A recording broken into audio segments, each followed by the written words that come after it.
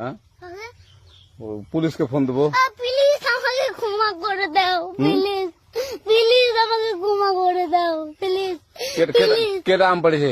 ওরে ফারুককে ধরে নিয়ে আসেন, ওয়ে জিরাচ্ছে, আমি তো জিরাই নেই, প্লিজ। ওই আমটা তুল আমটা তুল কোনটা আম?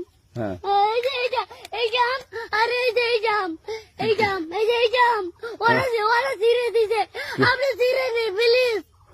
তো একটু দূরে টাড়া কি ওখানে টাড়া। এখন কি করছিস কয়া?